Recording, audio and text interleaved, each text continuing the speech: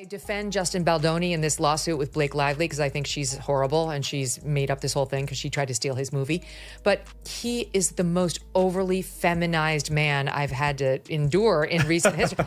I said that having read through Blake Lively's complaints, that it was evident to me that she was likely under the influence when she filed her complaint. Not under the influence of drugs, not under the influence of alcohol, but of the influence of proximity to Taylor Swift. It all began on the set of It Ends With Us, where whispers of tension between star Blake Lively and director co-star Justin Baldoni eventually escalated into a public feud. In December 2024, Lively filed a bombshell complaint with the California Civil Rights Department, accusing Baldoni of fostering a hostile work environment on set. She cited instances of invasive, unprofessional, and inappropriate behavior. Lively alleged that Baldoni engaged in unwanted kissing during scenes, entered her dressing room while she was partially undressed, made lewd remarks about her life, and mocked her age and weight. Even more alarming, Lively claimed that after filming Wrapped, Baldoni orchestrated a smear campaign against her. She accused him of hiring a crisis PR firm to secretly deploy a digital army online to destroy her reputation if she ever spoke out. Baldoni immediately denied all allegations, calling them completely false, outrageous, and intentionally salacious. His lawyer dismissed Lively's claims as a desperate attempt to repair her negative reputation. This initial clash set the stage for a fierce legal battle, as Hollywood braced for the unfolding drama. Lively's accusations did not remain private for long. On December 21, 2024, the New York Times published an explosive investigation titled "We Can Bury Anyone: Inside a Hollywood Smear Machine." The report detailed how PR operatives allegedly worked to dismantle Lively's reputation after she spoke out against Baldoni's on-set conduct. The article bolstered Lively's claims by revealing that a coordinated effort had been made to flood the internet with negative content about her as soon as her accusations surfaced. And that was just the beginning of the storm to come. She tried to take over his movie because she has a history of saying, okay, I'll be the star, but what I secretly want to do is direct it and edit it and produce it. I want all the roles for me and only me. I want full control because I am a controlling bully. That Justin Baldoni, ultimately, by the time they got to the premiere, was mandated by Blake Lively to spend the night in the basement away from his co-stars and didn't even get to see the final cut of his own movie because Blake Lively insisted that she be the one to approve it. The fallout was swift. That same day, Baldoni's talent agency, WME, which also represents Lively, dropped him as a client. In the days that followed, Hollywood figures rallied around Lively, her sisterhood of the traveling pants co-stars, America. Ferrera, Amber Tamblyn, and Alexis Bledel issued a joint statement supporting Lively as she fought back against the campaign to destroy her reputation. Best-selling author Colleen Hoover, whose novel the film was based on, praised Lively as nothing but honest, kind, supportive, and patient, openly siding with the actress. Even actresses like Gwyneth Paltrow and Amber Heard, herself no stranger to contentious court battles, voiced their solidarity. The initial tide of public opinion painted Baldoni as a villain and Lively as a wronged whistleblower, creating serious backlash for Baldoni's reputation in the industry. As the court of public opinion raged, both parties escalated their battle into actual courts with dueling lawsuits. On December 31, 2024, Baldoni struck back by suing the New York Times for $250 million, accusing the paper of defamation for uncritically siding with Lively in its exposé. His lawsuit claimed that the Times had cherry-picked and altered communications, stripping them of context to mislead readers. To prove his case, Baldoni included snippets of private exchanges. For instance, he refuted Lively's claim that he barged into her trailer by producing a text message where Lively herself had invited him in while she was breastfeeding. In kind of complying with what they're viewing as threats made on her behalf against Justin is like, well, there's this financial consequence to everything in addition to the strike consequences too, right?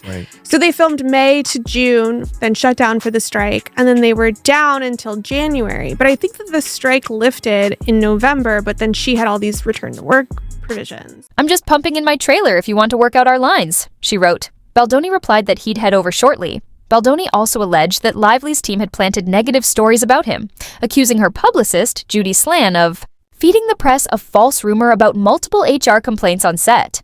Slan flatly denied this to People, calling the claim false. That same day, Lively escalated matters by filing a lawsuit against Baldoni and his production company, Wayfarer Studios, in New York federal court, formally accusing him of sexual harassment and retaliation through the alleged smear campaign. It quickly became clear this conflict was far more than a simple he said, she said. It had become an all-out legal war with multiple fronts. By mid-January 2025, Baldoni responded with a blistering countersuit seeking $400 million in damages, targeting Lively, her husband Ryan Reynolds, and her PR representatives for defamation. In this filing, Baldoni painted Lively as the real aggressor behind the scenes. He claimed she had never even read It Ends With Us and made misguided creative decisions due to a fundamental misunderstanding of the story.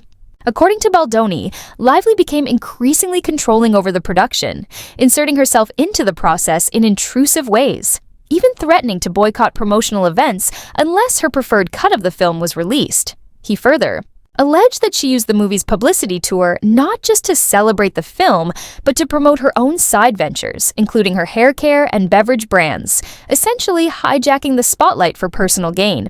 In one startling anecdote, Baldoni's suit claimed that Lively mocked his appearance on set, joking that he should get plastic surgery on his nose while filming a scene. Baldoni's two publicists, Melissa Abel and Jennifer Nathan, joined his defamation suit as co-plaintiffs, stating that they are private individuals who received death threats after Lively named them in her complaint as part of the alleged smear plot. Lively's legal team slammed Baldoni's counterclaims as a desperate attempt to attack a woman for speaking out. What Blake says, a conversation that she heard had taken place with Steve Sarowitz. Steve Sarowitz is the head of Wayfarer Studios. He is the co-founder of Wayfarer Studios along with Justin. And she says in this lawsuit that, is it interesting? She says, this is what I heard, he said, but it's presented as a quote in the lawsuit. She says that Steve said, I will protect the studio like Israel protected itself from Hamas. The dispute over this video only fueled the media. His lawsuit will fail. Amid this flurry of legal actions, both sides began leaking evidence to bolster their narratives.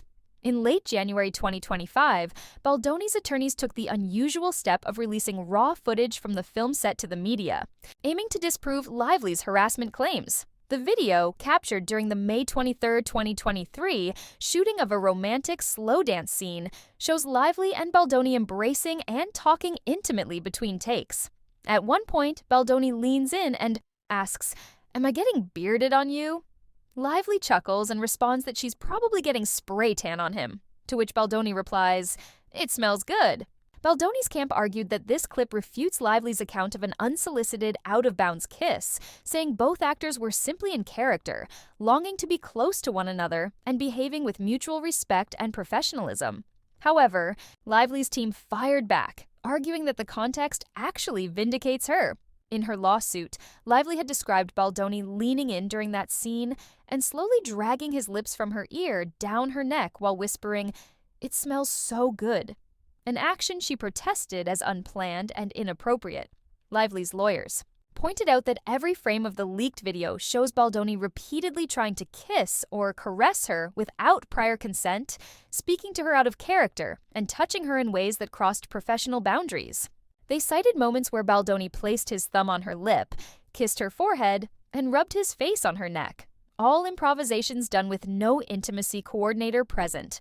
Far from being a nothing to see here moment, they argued the footage corroborates Lively's account to the letter.